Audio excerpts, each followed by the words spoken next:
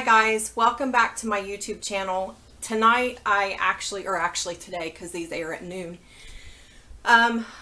This is episode 2, and I know that I promised to teach you how to make your own facial cleanser and body wash, but I really feel like this topic, I need to push it to the front of the line. So that's what I'm doing. A lot of people ask me when I tell them about my piercing, why did you get it re-pierced that many times? Well, I'm going to tell you why. And you know me, so I'm going to have to put some paranormal stuff in here because that's the stuff I write about and that's what my life is about and all that great stuff. And most of you guys know that I'm not religious, but I am spiritual, and that I believe all kinds of weird, offensive things and all that stuff. So I had to put it in there somewhere. Most of you guys know that I'm a type 2 diabetic. And if you don't know, now you do. I am not on insulin. I try to control and manage my diabetes with medication and with diet. I really don't exercise a lot. So, sorry, I'm not an exercise addict, nor will I ever be. I like leisurely walks. I was running last summer, not for me, too exhausting. And then I found that I ate more. So this one is going to cover why I decided to get my nose stabbed 5 different times. Because I get kind of tired of people asking me why and then saying, well, maybe it wasn't meant for you to do that. Well, here's my journey. Because I know a lot of people are like, oh my God, should I get re-pierced and all that stuff? And am I going to look stupid? Who cares what other people think, first of all? Anyway, I decided to get my nose pierced for the very first time in 2008. If I would have started this out at a younger age, I would have been pierced by like the age of 16. I would have piercings all up my ears. I would have a belly button piercing, which I'm kind of glad that I didn't go for that, because when I had my son, that would have been shot to hell really fast. I would be covered in tattoos, but because of the upbringing I had, I was taught that piercing meant punk and that tattoos meant trash. So far from the truth. I'm so glad that the times have caught up with the whole intent of what piercings and what tattoos are. They are a way of self-expression. Nothing more, nothing less. They are not an act of rebellion. They are not an act of antichrist.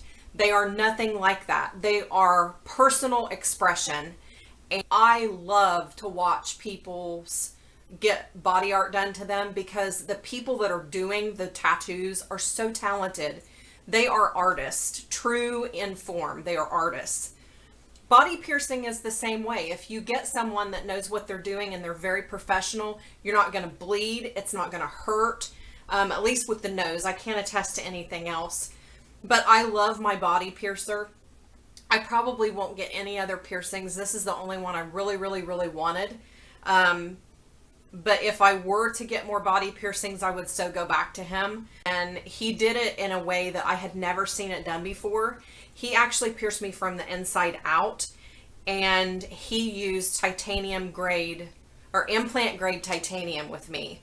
And I could not take this out if I wanted to. It's a snap together threadless by Neo Metal, and I could not take it out even if I wanted to. At week 6, when I was panicking over the bump, I wanted to take it out. I'm so glad that I didn't. And I'm so glad that I stayed in contact and did my regular checkups with him.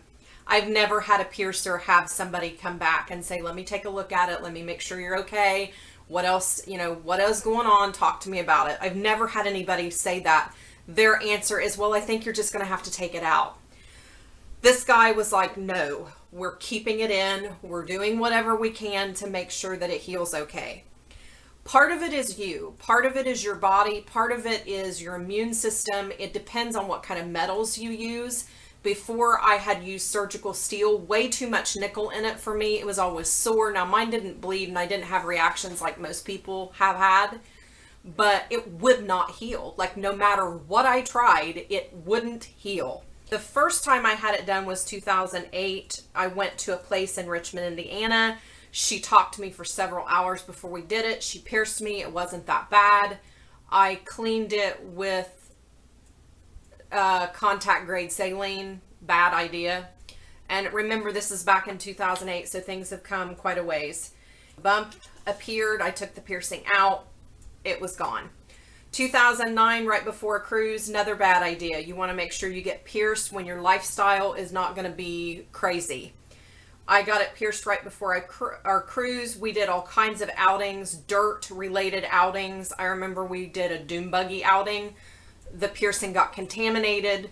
Same method of cleaning, as well as adding Bactine to that. It was a disaster. The bump appeared again within about 4 to 5 weeks, and I yanked it out. And then when I lost all my weight in 2000, I want to say it was 2010 is when I decided to get healthy. I promised myself if I ever got my diabetes under control again, I would get re-pierced and I would get some body art done. I started teaching college in the fall of 2015, and all of my students, even members of the faculty, they had piercings, and it made me so sad because I didn't follow through on my promise to get re-pierced. But I decided to in September because I started the Thrive program, which is supposed to be really awesome for your immune system and stuff. So I tried that, and again, week 5, week 6, that bump came back. I did sea salt soaks for an aftercare program. My skin burned. It felt horrible. And at that time, I didn't realize that it was surgical steel that was the problem, because this is Chinese cheap surgical steel. It was not implant grade surgical steel. So the bump came back. I took it out. When I went to my doctor, I was like, look, I want to do this. I don't understand why this isn't working. Can you please tell me what's going on? Well, she felt the left side of my nose. She said the thing is, it was almost healed up. I don't really believe that, because if it was almost healed up, it wouldn't have burned. It wouldn't have been irritated. It wouldn't have felt like someone had set my skin on fire. So I tried it again in October.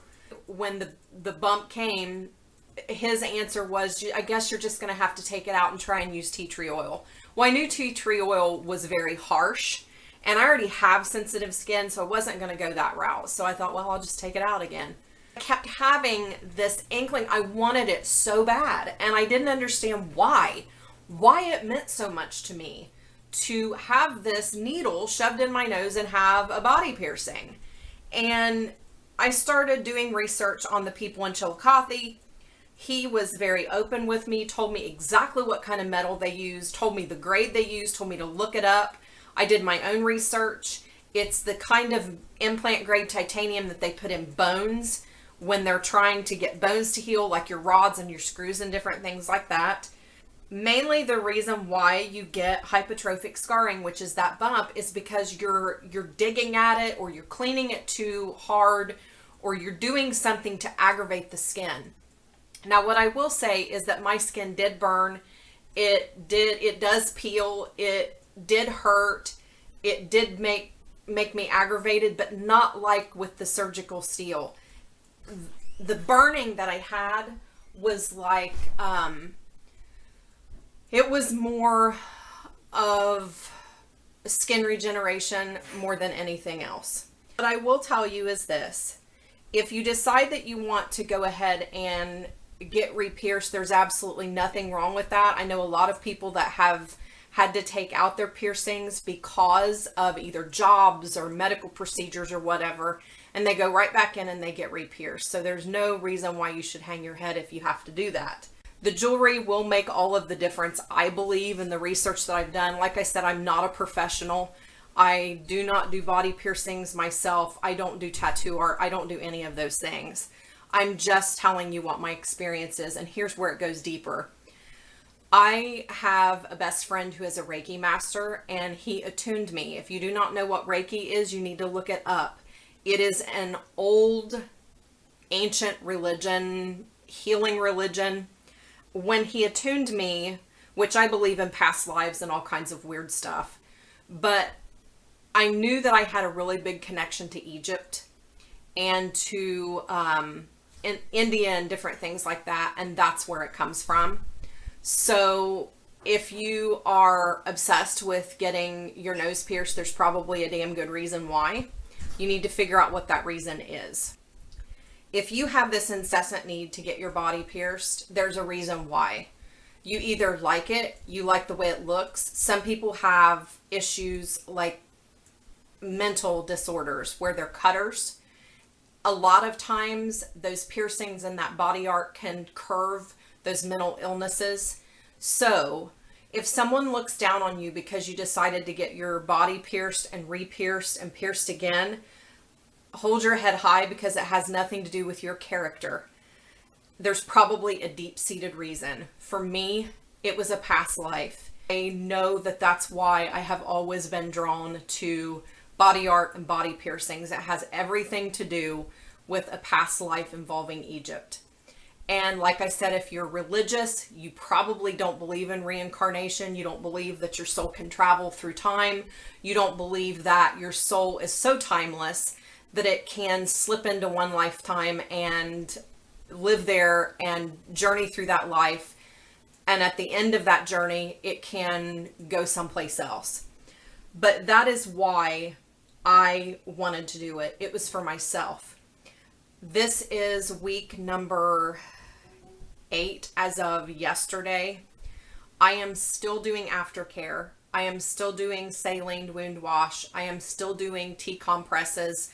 I noticed the other night when I started to clean it and get some of the dead skin off, it aggravated it.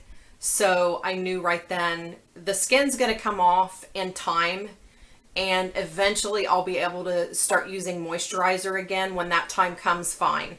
But what I'm telling you is you really need to be gentle with a new piercing. Now, some people, especially if you're young, you can just slam around on it and it won't matter, because some people are prone to scarring. Other people aren't. Some people have to really fight against the scarring. Other people don't. Everybody's different. But in the last segment, I told you about chamomile tea compresses. That's what I would suggest for someone with sensitive skin. If you have a ragweed allergy, you do not want to do that, because all that is chopped up ragweed and chopped up daisies, and it's going to aggravate your skin, and you're probably going to have allergic reactions to it, so don't do that. Next time, I am going to talk to you about social media and the fact that there are so many things going on social media that are so intensively negative that the presence in social media is almost becoming overwhelming to some people. So for now though, if you have questions about body piercing, about my experience, about Reiki, about anything like that, please let me know and I'll be happy to answer your questions. You can email me or you can comment below. Always available for comments and questions and discussion. So for now, thanks for watching. And like I said, next time I'm going to bump the social media discussion into next week. And then after that, we're going to do the liquid soap and the body moisturizer. And then there's tons of product reviews coming. If you are bored by product reviews, you're probably going to hate this series, because the majority of this series is product reviews. However, that's why I wanted to get this stuff in now. Other than that, have a great day. If you have any questions at all, let me know. Thanks.